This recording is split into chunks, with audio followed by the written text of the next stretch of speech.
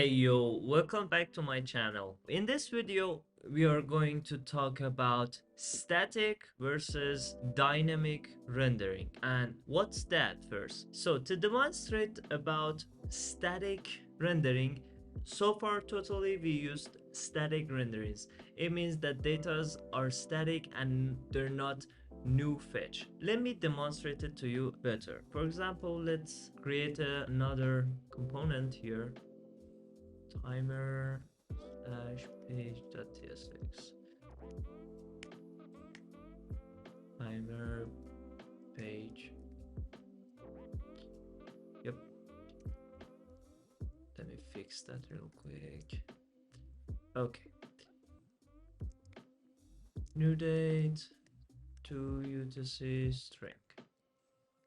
Okay, we expect from React every time we hit refresh or we load this component, we request this page, we get a new timer, new date, right? And when we head over here, it was the timer. Okay, when we hit refresh, yeah, it's working. You see the clock is ticking, the timer's moving forward. But here's the catch. If we stop the terminal, if we stop the server on development mode and actually build our application, this metadata is not defined. It's okay, don't worry, I'll get rid of it. Okay, let's jump back in, pin build.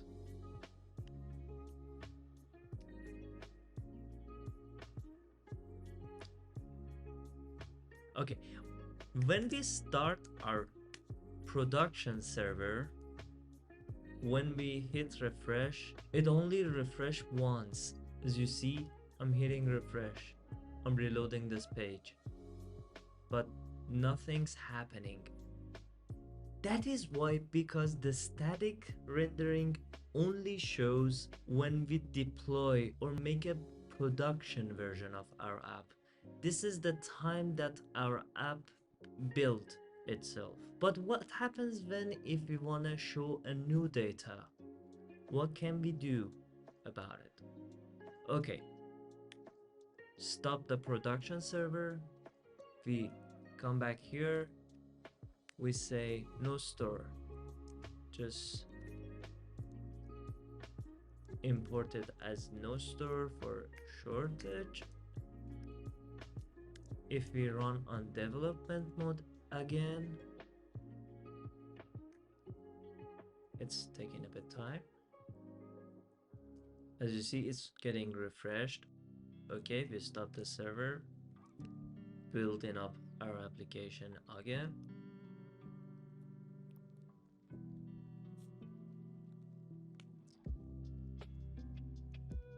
Start the production mode. Now, even in production, when we hit refresh, it's dynamically rendered. This also happens when we use API calls. For example, so far we have to use this keyword no store and import it from next cache in order to tell next that our pages are dynamic and we need the refreshed version of the data. We need that in our application. Okay, what happens if we want to use data that are coming from APIs? Fetch HTTP localhost 3000 API. I've created the API here named clock before, and what this gonna do is return a new response containing a new date to UTC string. So basically this one right here, but in our API it's getting sent as a response. Const data await response.json. Okay, let's show that data here. Okay, what happens now? Oh, we got an error. Really? Fetch failed.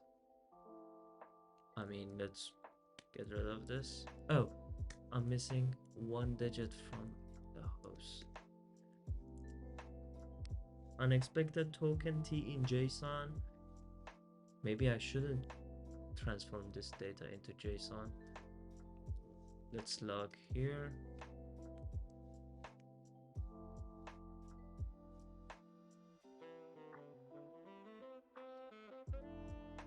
Can we log here? Okay, wait that response to text. Okay, it's getting response from as a text. Okay, of course we send response as a text. Why should we expect a JSON from that? Okay, I wanna show just here response. Let me clear here. Wait response dot text, and let's name this date, and we hit save. Okay, in our timer application, let's just add a little component to wrap around it for better look. Last name, text XL, BG yellow.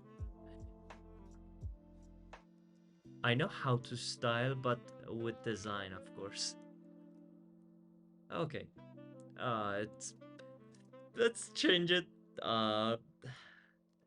Text black. You know what?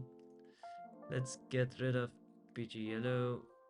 Let's have a background of gray 500. Nope, still sucks.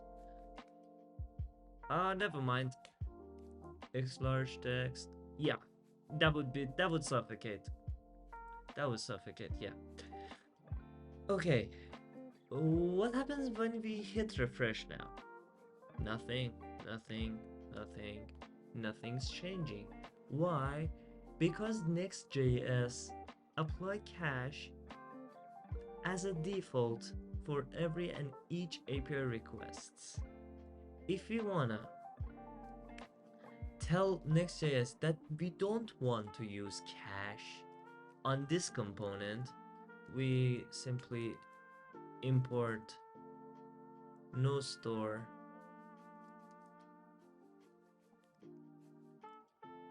in our application.